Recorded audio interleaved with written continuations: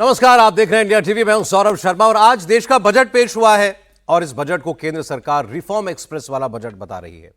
यह बजट कैसे देश के नौजवानों, किसानों, महिलाओं, छोटे उद्योगों, बड़े उद्योगों, टूरिज्म, मैन्युफैक्चरिंग से लेकर रक्षा क्षेत्र को भी 2047 के विकसित भारत से जोड़ता है, इस पर हम बात करेंगे। और इस वक्त हमारे साथ एक बड़े सीनियर और खास मेहमान है, पूर्व केंद्रीय मंत्री रविशंकर प्रसाद जी हमारे साथ जुड़े हैं। बीजेपी के सीनियर लीडर रविशंकर जी, बहुत स्वागत है आपका इंडिया टीवी पर। धन्यवाद सर, आज के इस बजट को कई एक्सपर्ट्स जो हैं वो एनालाइज कर रहे हैं, लेकिन जो प्रधानमंत्री ने जिस तरीके से इस बजट को आज देश के सामने रखा, फ्यूचरिस्टिक बजट बता करके, तो किस लिहाज से ये बजट फ्यूचरिस्टिक है?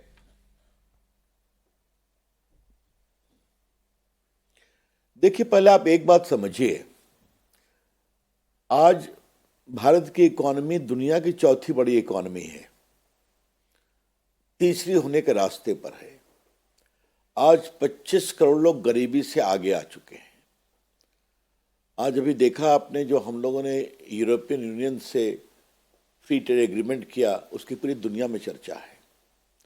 आज digital India, make in India, Bharat का फिस्कल स्टेबिलिटी जो स्थायित्व है, इसको पूरी दुनिया देख समझ रही है। तो आज जब हम विकसित भारत की बात करते हैं 2047 में, तो हमारी दिशा क्या हो, हमारा सपना क्या हो, हमारा उद्देश्य क्या हो, इसी संदर्भ में जब प्रधानमंत्री ने फ्यूचरिस्टिक कहा है, तो ये बजट सही में फ्यूचरिस्टिक है। अगर मैं इस बजट की आपको कुछ मुख्य बात जो मैं समझता हूं आपको रखने की कोशिश करूं। पहली बात, रिफॉर्म एक्सप्रेस आपने स्वयं बताया। 350 रिफॉर्म्स की बात प्रधानमंत्री ने कही। आज टैक्स में, कंप्लायंस में, ड्यूटी में जिस तरह की कमी की गई है, मिडिल क्लास को कैंसर की दवा को लेकर के या बाकी टीसीएस के बारे में, वो एक बात है। लेकिन भारत अपनी मैन्युफैक्चरिंग को क्या बढ़ाना चाहता है? हम मोबाइल में तो आगे आ गए, हम सेमीकंडक्टर को अच्छा करेंगे, हम कंटेनर भी बनाएंगे, हम बायो फार्मा में देश को आगे बढ़ाएंगे। ये आप सोच समझ रहे हैं कि आज कंटेनर का मूवमेंट दुनिया में कितना ज़्यादा है, लॉजिस्टिक हब को लेकर करके। आज बायो फार्मा में इतना पैसा लगाना, स्टेट अवे 40,000 करोड़ बाकी इलेक्ट्रॉनिक मैन्युफैक्चरिंग कंपोनेंट के लिए देना, तो ये वो बड़ी सोच है जो मैं रखना चाहता हूँ। अब तीसरी बात अब देखिए, टेक्सटाइल, हैंडलूम, फाइबर, तो पूरे देश में इसको आगे बढ़ाना है। और एक बात मैं और आपसे कहना चाहूँगा, ग्रामीण के क्षेत्र के लिए हमने बहुत काम किया, आगे भी करते रहेंगे। किसानों का किसानों में तो हम बाकी रबी खरीफ की बात करते रहते हैं, इसमें कोकोनट की बात कही गई है, चंदन की लकड़ी के बारे में चर्चा की गई है, उसमें आपके काजू, किशमिश, नॉर्थ ईस्ट में होने वाले बाकी लौंग, इलायची, जो इस तरह का कैश क्रॉप्स है, उसके लिए इनकरेजमेंट की बात कही गई है। तो ये अगर आप इन पूरी चीज़ों को देखेंगे ना, तो आपको इस बजट की समझदारी समझ में आएगी। एक जो अंतिम बात तो मुझे कहनी है अपनी आरंभिक टिप्पणी में, कि छोटे शहरों का भी विकास करना है।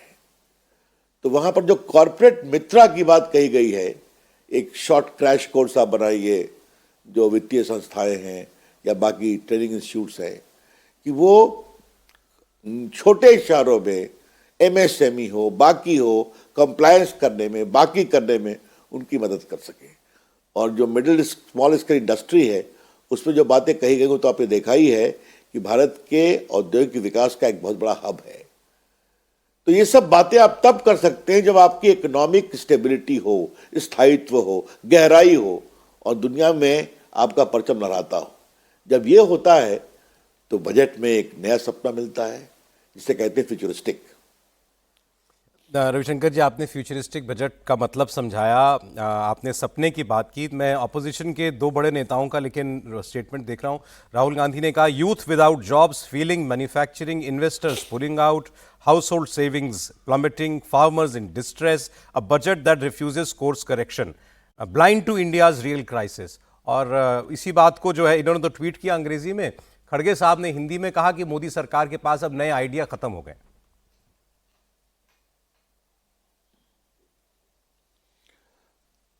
देखिए, पहले राहुल गांधी के जवाब देने की आवश्यकता है क्या?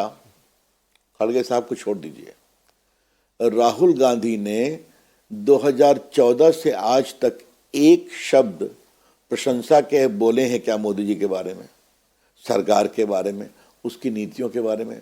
तो आज अच्छा बोलेंगे ये आपने कैसे सोच लिया? तो हमें मोदी सरकार के वित्तीय आचरण और परफॉर्मेंस के बारे में राहुल गांधी के सर्टिफिकेट की जरूरत नहीं है। देखना है तो आईएमएफ को देखिए, देखना है तो वर्ल्ड बैंक को देखिए, देखना है तो क्रेडिट रेटिंग्स को देखिए जो भारत क्रेडिट रेटिंग से आगे बढ़ा रही है, देखना है तो अभी जो आई थी यूरोपियन कमीशन के चेयरमैन, उनकी टिप्पणी को देखिए, it is the mother of all deal. वो तो भाजपा की नहीं है ना, बात को समझ रहे हैं आप ना? तो इसलिए एक बात, लेकिन मैं जॉब्स पर कुछ बोलना चाहता हूं जी। अच्छा क्या राहुल गांधी बोल रहे हैं। पहले बताइए, जो एम्प्लॉय प्रोविडेंट फंड होता है इसका डाटा डिजिटल तो होता है, उनकी वेबसाइट है ना, उन्हीं का कटता है प्रोविडेंट फंड जो किसी ऑर्गेनाइज्ड वर्किंग सिस्टम में है, प्राइवेट या पब्लिक में। जब से मोदी जी की सरकार है लगभग 17 करोड़ लोग रजिस्टर हुए हैं। ये क्या है? आज सड़कें बन रही हैं कि नहीं? आज हाईवे बन रही हैं कि नहीं? आज मोबाइल फोन में भारत दुनिया का सेकंड मैन्युफैक्चरर हो गया है कि नहीं? आज ऑटोमोबाइल में भारत दुनिया का सेकंड मैन्युफैक्चरर हो गया है कि नहीं? तो अगर इस तरह का जो विस्तारित कार्यक्रम, textile to telephony to telecom to mobile phone to semiconductor, तो इस समय लोग काम कर रहे हैं कि नहीं कर रहे हैं? अलगे मोबाइल फोन में लगभग 12 लाख लोग काम कर रहे हैं। ई कॉमन सर्विस सेंटर पूरे भारत में फैले हैं डिजिटल इंडिया में, तो इसमें लोग काम कर रहे हैं कि नहीं कर रहे हैं? तो हर गांव में बिजली पहुंच गई है। तो ये जो पूरे नौकरी के नए नए अवसर आ रहे हैं, और हम हर मोदी जी 3-4 महीने में सरकारी नौकरी का भी सर्टिफिकेट देते हैं। अभी तक कुल मिलाकर कितने करोड़ों को मिल चुका है। तो जॉब आपके सामने है। अब मैं कड़े शब्दों का प्रयोग नहीं करता, राहुल गांधी जी अपने पार्टी के नेता हैं, उनका जॉब परफॉर्मेंस क्या है उस पर सौरभ बाबू कभी चर्चा कर लीजिएगा। लेकिन जॉब क्या है, हाँ, नए नए जॉब के और अवसर बन रहे हैं।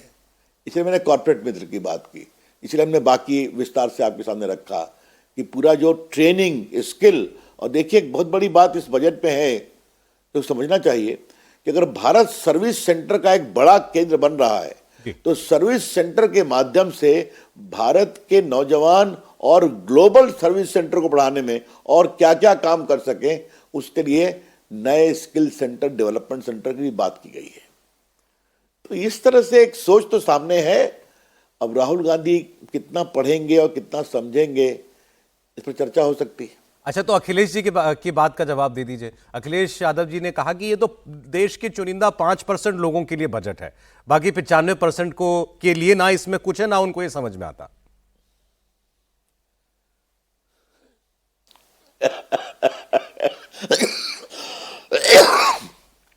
टेक्सटाइल किसके लिए है? खादी किसके लिए है? हैंडलूम किसके लिए है? ये जो स्किल्ड बहनों की बात है किसके लिए है? ये कैंसर की दवा अगर मैं छूट दी गई तो किसके लिए है? ये जो खेलो इंडिया की बात है, जो कंटेनर कॉर्पोरेशन की बात है, जिस तरह से मैंने फसल की बात की गई, ये किसके लिए है? आप मुझे बताइए ना। तो फिर ये नॉर्थ ईस्ट, ये पूर्वोदय की जो बात की गई है, ये किसके लिए हो रहा है? ये जो पूरे कॉरिडोर की बात है, चलिए नॉर्थ ईस्ट से लेकर सूरत तक, ये जो पूरे नदी के माध्यम से पूरा कंटेनर मूवमेंट की जो बात की गई है, मुझे खुशी है कि मेरे चुनाव क्षेत्र पटना में भी एक बनने वाला है, वाराणसी से लेकर पटना तक, तो अच्छी बात है ना। तो मैं अखिलेश यादव को कहूंगा कि एक बार अपनी इकोनॉमिक टीम को कहें कि थोड़ा इस पूरे बजट को उनके सामने प्रस्तुत कर दें। मुझे लगता है कि अगर ईमानदार आदमी वो है, मैं मानता हूं, तो अच्छा लगेगा उनको इस बजट को पढ़ करके। अरे ममता बनर्जी को आप ईमानदार मानते हैं कि नहीं मानते? उन्होंने शब्द इस्तेमाल किए, it is a garbage of lies, जो भी वेस्ट बंगाल के लिए कहा जा रहा है। और उनके भतीजे अभिषेक बनर्जी ने कहा कि बीजेपी वाले और मोदी सरकार बंगालियों को बांग्लादेशी समझते हैं, इसीलिए बंगाल का एक बार नाम भी नहीं लिया।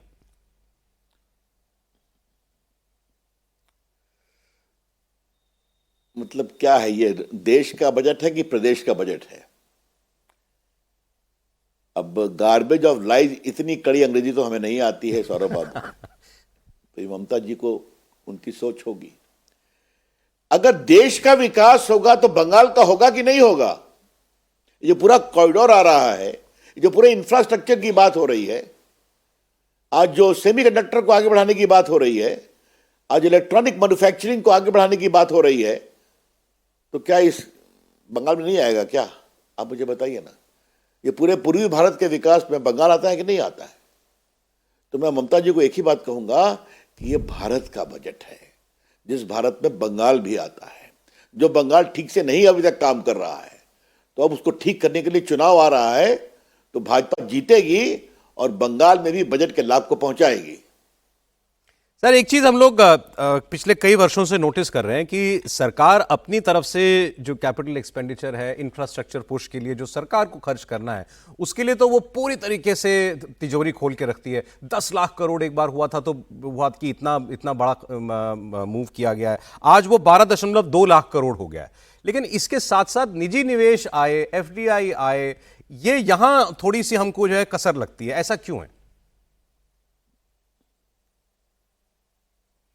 देखिए, मैं आपसे फिर इसका जवाब दूसरा दूंगा।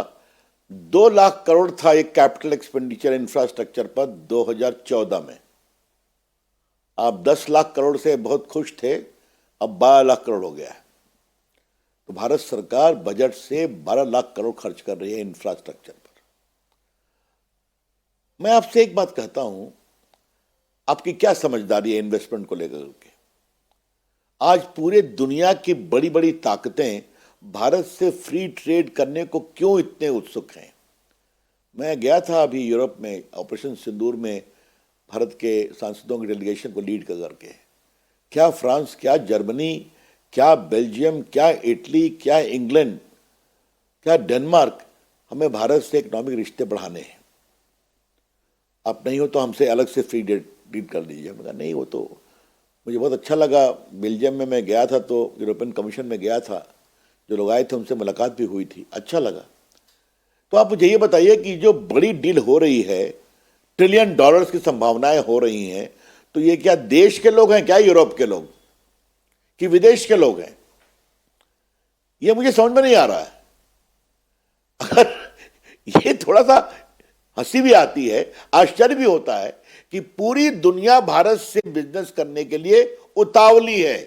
यही शब्द मैं कह रहा हूं, मदर ऑफ ऑल डील चाहिए। तो फिर ये क्या है? तो इन्वेस्टमेंट होगा तो गाड़ी भी आएगी, इलेक्ट्रॉनिक्स भी आएगा, कॉस्मेटिक्स भी आएगा, टॉयज भी आएंगे, वाइन भी आएगा, हाई एंड फार्मास्यूटिकल भी आएगा। तो ये सब पूंजी निवेश हो रहा है कि नहीं हो रहा है? तो इसलिए इसका कोई जवाब नहीं है। देखिए, पूंजी निवेश तभी होता है जब जो देश है वहां स्थायित्व होता है, वहां इन्वेस्टमेंट होता है, वहां फिस्कल प्रूडेंस होता है, वहां एक अनुशासन होता है, तब आते हैं इन्वेस्टर। और आज आपने देख लिया जिस तरह से जीडीपी और डेट का रेशियो कम हुआ है, आपने समझा ही होगा। तो मतलब हम गरीबों की चिंता भी करते हैं, 80 करोड़ को खाना भी खिलाते हैं, बाकी सेवाएं भी देते हैं, किसानों को आगे बढ़ाने का काम भी करते हैं, और वित्तीय अनुशासन, फिस्कल कंसोलिडेशन जब ये होता है तो पूंजी निवेश विदेश से अपने आप आता है। एक आखिरी सवाल रविशंकर जी, हमने पिछले कुछ महीनों में देखा है कि डिफेंस स्पेंडिंग पर या हमारी ऑर्डिनेंस प्रोक्योरमेंट पर, नए हथियारों के या विमानों की डील को लेकर के बहुत तेजी आई है। आज डिफेंस मिनिस्ट्री के लिए 7.8 लाख करोड़ का आवंटन किया गया है, जिसमें से 2.19 लाख करोड़ सिर्फ मॉडर्नाइजेशन ऑफ आर्म्ड फोर्सेस के लिए है। तो हमारी जरूरतों के हिसाब से ये जो आज आवंटन है, ये पर्याप्त है?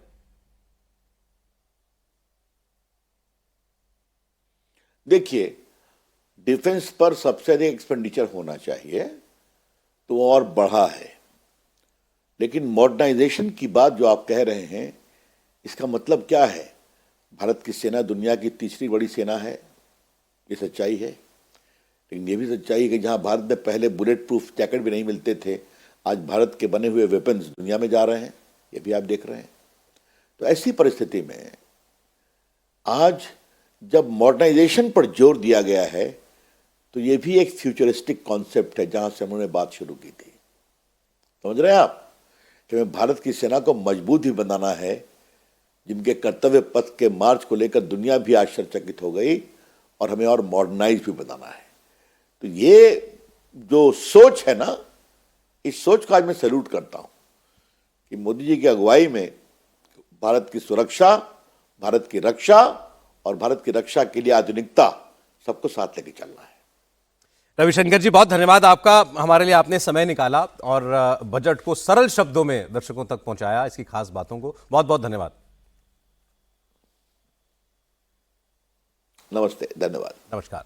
हमारे साथ थे पूर्व केंद्रीय मंत्री रविशंकर प्रसाद। क्यों इस बजट को प्रधानमंत्री ने फ्यूचरिस्टिक बजट कहा, ये उन्होंने बताया। जो खास तौर पर रोजगार से जुड़े हुए क्षेत्र हैं, चाहे वो टेक्सटाइल्स का हो या इलेक्ट्रॉनिक मैन्युफैक्चरिंग का हो, इसमें क्यों इतना जोर है और क्या क्या उसके लिए नई पहल की गई हैं, इसके बारे में भी विस्तार से उन्होंने चर्चा की।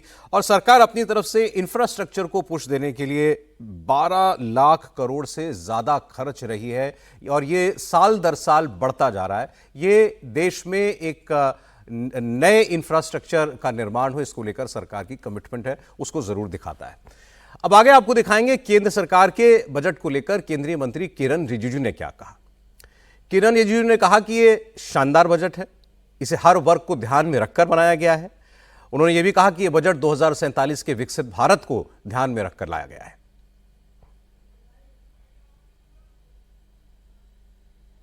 अच्छी बजट आई है। मैं प्रधानमंत्री जी को और वित्त मंत्री जी को बधाई देता हूं और देशवासियों को भी बधाई देता हूं कि इतना अच्छा बजट आया है।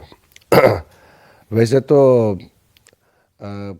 आंकड़े जो बजट का है वो तो हम एक के बाद एक अगर बोलने लग जाएंगे तो बहुत लंबा हो जाएगा, लेकिन मोटे मोटे तौर पर इस बजट को हम अगर कहेंगे तो ये विकसित भारत का जो एक विजन रखा है 2047 तक विकसित भारत बनाना है, उसके लिए जो ज़रूरत चीज़ जो है रिफॉर्म्स का इतना स्ट्रक्चरल रिफॉर्म्स किया है फाइनेंशियल सेक्टर में, इन्वेस्टमेंट सेक्टर में, जहां टैक्स राहत देना है एक्सपोर्ट, क्रिटिकल चीज़ में एक्सपोर्ट के लिए, और जहां कैपिटल आना है, इन्वेस्टमेंट जहां छूट देना है, आप उसको गौर करेंगे तो इतना बैलेंस बजट है। और गरीबों के लिए, जो मध्यम वर्ग के लोगों के लिए जो छूट मिला है इसमें, वो भी एक तो ऐतिहासिक है। और महिलाओं को बहुत ज़्यादा तवज्जो दिया गया है और हर ज़िले में, भारत के हर एक ज़िले में एक गैप फंडिंग के माध्यम से महिलाओं के लिए गर्ल्स हॉस्टल बनाने का जो आज घोषणा हुई है, वो बहुत ही सराहनीय है। और पूर्वी भारत को ग्रोथ इंजन बनाने के लिए पूर्वोदय, बिहार, बंगाल, उड़ीसा, आंध्र प्रदेश और पूरा नॉर्थ ईस्ट, उसके लिए जो आज विशेष बल दिया गया है, मैं उसका स्वागत करता हूं। और इंफ्रास्ट्रक्चर के लिए और हमारा ये जो सेमीकंडक्टर के लिए और अर्बन डेवलपमेंट के लिए, विशेष करके टायर 2-3 जो सबसे बड़ा शहर है, दिल्ली, मुंबई, चेन्नई, बेंगलुरु, हैदराबाद, अहमदाबाद, ये सब तो है ही ग्रोथ इंजन। अब जो टियर 2-3 वाला है, उसको भी बहुत बड़ा ग्रोथ इंजन विकसित भारत के लिए बनाने का जो घोषणा हुई है, बहुत ही सराहनीय है। बहुत अच्छा बजट है। बिल्कुल सर, 3 कर्तव्य बताए गए हैं इस बजट में। आर्थिक वृद्धि तेज होना, लोगों की आकांक्षाओं को पूरा करना, समावेशी विकास करना। बिल्कुल। इस तरह से देखिए, इसका ये जब कर्तव्य भवन बना, कर्तव्य भवन बनने के बाद ये पहला बजट है, यानी कि ये बजट का तैयारी कर्तव्य भवन में तय किया गया है, वहाँ तैयारी किया गया। उसलिए आप देखिए, सबसे पहले तो हमारा विकसित भारत का लक्ष्य को पूरा करने के लिए भारत का आर्थिक स्थिति को किस मुकाम तक मजबूती से ले जाना है, पूरा इसमें रिफॉर्म का तैयारी की गई है। दूसरा है जो हमारा करोड़ों भारतीयों का, 140 करोड़ से भी ज़्यादा भारतीय, विशेष करके युवाओं का जो आकांक्षाएं है, एस्पिरेशन है, उसको पूरा करने के लिए जो बल दिया गया है इस बजट में, बारीकी से आप देखेंगे तो वो पूरा नज़र आता है। फिर तीसरा जो है एक महाशक्ति बनाने के लिए जो कटिंग एज टेक्नोलॉजी चाहिए, आर्टिफिशियल इंटेलिजेंस में, सेमीकंडक्टर में और हाईटेक इंडस्ट्री में हम लोग कैसे आगे बढ़ना है, ये जब आप देखेंगे तो लगता है कि सब सचमुच में हमारा कर्तव्य है कि भारत को महान शक्तिशाली देश बनाने के लिए जो आर्थिक ताकत बनने का आवश्यकता है, वो आवश्यकता पूरा करने का ये बजट है 2026-27 का। हमारा रिफॉर्म्स एक्सप्रेस जो चली है, मोदी जी ने घोषणा किया है, ये रिफॉर्म्स एक्सप्रेस अब रुकने वाला नहीं है। यही रिफॉर्म्स एक्सप्रेस विकसित भारत बनाएगा। जिस रिफॉर्म एक्सप्रेस की बात किरण रिजिजू कर रहे थे, वही बात केंद्रीय मंत्री पीयूष गोयल ने भी बताई। उन्होंने कहा कि ये एक मजबूत और दूरदृष्टि वाला बजट है। 15 अगस्त से ही रिफॉर्म एक्सप्रेस की गति तेजी से आगे बढ़ रही है। उसकी एक बहुत अहम कड़ी माननीय निर्मला सीतारमण जी ने इस बजट में देश के समक्ष पेश की है। ये देश को एक विकसित भारत 2047 तक लेके जाने के लिए गति देता है और बल देता है। मजबूती से एक बड़ा दूरदृष्टि की सोच के साथ फॉरवर्ड लुकिंग एजेंडा ये बजट देशवासियों के समक्ष रखते हैं। इस साल बंगाल से लेकर असम, तमिलनाडु और केरल में चुनाव है। अगले साल उत्तर प्रदेश में होगा। प्रधानमंत्री मोदी के बजट का असर अगले साल होने वाले यूपी के चुनाव में कितना पड़ेगा? अखिलेश यादव बजट से क्यों नाराज हैं, यह हम आपको बताएंगे, लेकिन पहले यह जान लीजिए कि इस बजट में यूपी के लिए खास क्या है। मोदी सरकार ने इस बजट में यूपी पर सौगातों की बौछार कर दी है। बजट में प्रधानमंत्री के लोकसभा क्षेत्र वाराणसी पर भी फोकस दिखा। काशी में पानी के जहाजों की मरम्मत के लिए पोर्ट बनाने का ऐलान किया गया है। इसके अलावा प्रदेश को 1500 किलोमीटर के 2 हाई स्पीड रेल कॉरिडोर मिले हैं। पहला कॉरिडोर दिल्ली से वाराणसी के बीच होगा और दूसरा वाराणसी से सिलीगुड़ी के बीच चलेगा। जिला अस्पतालों की क्षमता 50% बढ़ाई जाएगी। सभी जिलों में इमरजेंसी और ट्रॉमा सेंटर्स बनेंगे। प्रदेश के सारे 75 जिलों में एक गर्ल्स हॉस्टल बनाया जाएगा। 45 करोड़ भारतवासियों के आशा और आकांक्षाओं का प्रतीक यह बजट है, जिसमें नए भारत और विकसित भारत की संकल्पना का दृष्टि स्पष्ट दिखाई देती है। 12 लाख करोड़ रुपए से अधिक की पूंजी कैपिटल एक्सपेंडिचर के लिए, एक सुदृढ़ इंफ्रास्ट्रक्चर के लिए बजट में प्रावधान करना,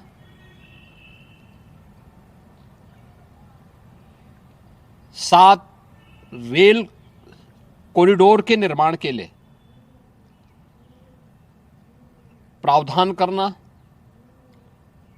आयुष सेक्टर को विकसित करने के लिए और हेल्थ सेक्टर को मजबूती करने के साथ साथ आम नागरिक के लिए और खासतौर पर उसमें भी महिलाओं पर केंद्रित करते हुए उस पर जोर देना, यह सबके साथ साथ जो व्यापक रिफॉर्म के साथ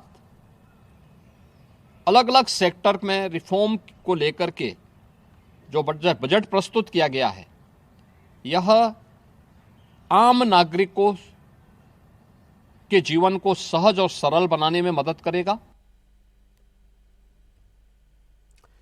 और अब से थोड़ी देर पहले पंजाब के जालंधर में प्रधानमंत्री मोदी ने फिर बजट के कुछ अहम हिस्से समझाए, बताया कैसे ये बजट देश के युवा, किसान, महिलाओं, छोटे उद्योग, बड़े उद्योगों, टूरिज्म और मैन्युफैक्चरिंग से लेकर रक्षा क्षेत्र में भी 2047 के विकसित भारत की नींव रखेगा। आज जालंधर के दौरे पर, पंजाब के दौरे पर गए हुए हैं प्रधानमंत्री नरेंद्र मोदी और वहाँ उन्होंने ये डेरा सचखंड के में जाकर शीश नवाया और उसके बाद संत रविदास जी की कार्यक्रम में जो है आज वहाँ उनको श्रद्धांजलि जो कार्यक्रम दिया जा रहा है उसमें वो सम्मिलित हुए और वहीं पर उन्होंने आज के इस बजट की जो है वो चर्चा भी की है। इससे पहले भी जब वित्त मंत्री का भाषण खत्म हुआ था उसके बाद प्रधानमंत्री ने इसको फ्यूचरिस्टिक बजट बताते हुए ये समझाया था कि कैसे इस बजट के प्रावधानों से आने वाले जो भारत के लक्ष्य हैं उनको हासिल करने में गति मिलेगी।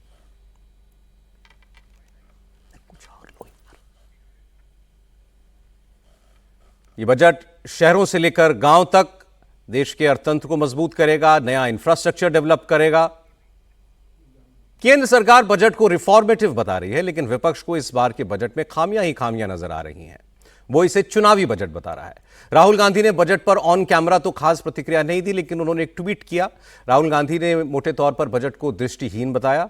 कहा कि सरकार ने युवाओं की बेरोजगारी, किसानों के संकट, गिरती हुई मैन्युफैक्चरिंग पर आंखें मूंदी हुई हैं। ये राहुल गांधी का ट्वीट है जो आपने देखा। और आप देखिए प्रधानमंत्री ने बजट को लेकर क्या कहा। ये बजट गरीब, अन्नदाता, युवा शक्ति और नारी शक्ति को और सशक्त करने वाला बजट है। ये बजट गांव को मजबूत करने का बजट है। ये किसान की आय बढ़ाने वाला बजट है। ये आत्मनिर्भर भारत को, मेक इन इंडिया को बढ़ावा देने वाला बजट है। साथियों, बीते वर्षों में हमारी सरकार ने सड़क, पुल, बिजली, पानी, रेल, गरीबों के घर, सिंचाई, ऐसे हर इंफ्रास्ट्रक्चर में अभूतपूर्व निवेश किया है। इस बजट में ऐसे कामों के लिए पहले से भी अधिक यानी 17 लाख करोड़ रुपए का प्रावधान किया गया है। इससे गांव, गरीब, किसान, नौजवान सभी को फायदा होगा। इंफ्रास्ट्रक्चर निर्माण पर लगने वाला हर रुपया रोजगार के अनेक नए अवसर बनाता है। गांव में गरीब का घर बनता है तो मिस्त्री हो, गाड़ी वाले हो, स्थानीय दुकानदार हो, सबको फायदा होता है। गांव की सड़कें अच्छी होगी तो मंडी तक उपज पहुंचाना आसान होगा और इन सब का फायदा यहां आप सभी को मिलेगा। साथियों, बीते सालों में हमारी सरकार ने गरीबों और मध्यम वर्ग को सस्ता और अच्छा इलाज देने में बहुत ध्यान दिया है। पिछले 11 सालों में बहुत सारी दवाएं सस्ती की गई है। गरीबों को और बुजुर्गों को मुफ्त इलाज की सुविधाएं दी गई है। इस बजट में इसी संवेदनशीलता के साथ और भी महत्वपूर्ण निर्णय लिए गए हैं। कैंसर के इलाज को और सस्ता करने के लिए अनेक कैंसर दवाओं को और सस्ता किया गया है। कई ऐसी और बीमारियां हैं जिनकी दवाएं विदेशों से मंगानी पड़ती हैं। गरीब और मिडिल क्लास के लिए इतनी महंगी दवाएं पहुंच से बाहर होती हैं। ऐसी अनेक दवाओं को भी अब और सस्ता किया गया है। साथियों, इस बजट का बहुत अधिक फोकस जालंधर, लुधियाना, होशियारपुर जैसे देश के अनेक शहरों को विकास का बड़ा केंद्र बनाने पर है। ऐसे शहरों के विकास के लिए बहुत बड़े प्रावधान किए गए हैं। पंजाब तो देश के उन राज्यों में है जहां किसानों के साथ साथ छोटे छोटे उद्योगों की, एमएसएमईज की एक समृद्ध परंपरा है। देश के एमएसएमईज को बीते वर्षों में लाखों करोड़ की मदद दी गई है। इस बजट में भी एमएसएमईज के लिए हजारों करोड़ रुपए के फंड की व्यवस्था की गई है। बीते वर्षों में भारत का एक्सपोर्ट बहुत अधिक बढ़ा है। इस बजट में भी निर्यातकों के लिए, एक्सपोर्टर के लिए अनेक बड़ी घोषणाएं की गई है। साथियों, भारत अब दुनिया के बड़े कपड़ा और वस्त्र निर्यातकों में से एक बन रहा है। इसलिए इस बजट में टेक्सटाइल सेक्टर के लिए, हमारे बुनकर भाई बहनों के लिए भी अनेक घोषणाएं हुई है।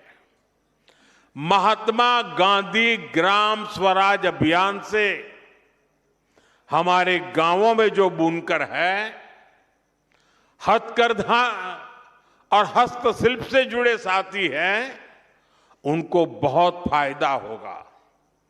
कपड़ा क्षेत्र में ज्यादा से ज्यादा रोजगार बने, इसके लिए प्रोत्साहन का भी प्रावधान किया गया है। देश में और भी कई मेगा टेक्सटाइल पार्क बनाए जाएंगे। इससे कपास किसानों से लेकर श्रमिकों तक हर किसी को फायदा होगा।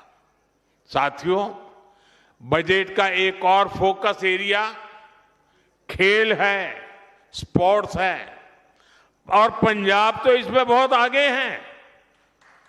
इस बजट में खेलो इंडिया मिशन की घोषणा की गई है। इसके तहत आधुनिक इंफ्रास्ट्रक्चर तो बनेगा ही, साथ ही जो कोच हैं, सपोर्ट स्टाफ है, स्पोर्ट्स साइंस है, इससे जुड़े प्रोफेशनल्स भी तैयार किए जाएंगे। साथियों, बजट से कुछ दिन पहले ही देश की अर्थव्यवस्था में नई ऊर्जा भरने वाला एक और ऐतिहासिक काम हुआ है। भारत और यूरोपियन यूनियन के बीच ट्रेड डील पर सहमति बनी है और सारी दुनिया कह रही है मदर ऑफ ऑल डील। आज पूरी दुनिया में हर तरफ इसकी बड़ी चर्चा है। इस ट्रेड डील के बाद यूरोप के 27 देशों के साथ हमारा व्यापार खूब फलेगा फूलेगा। अब हमें वहां सामान भेजने के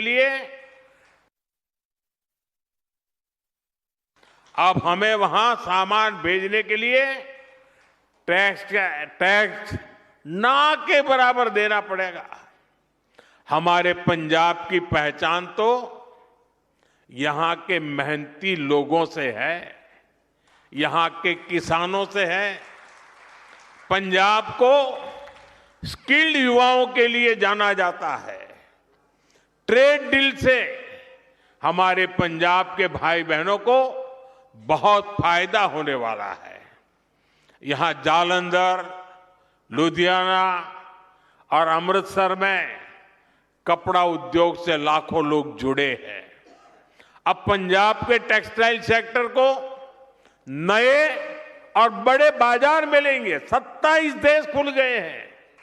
यहां जो कपड़े तैयार होंगे वो यूरोप के बड़े बड़े बाजार में बिकने के लिए जाएंगे और उन पर टैक्स भी न के बराबर होगा।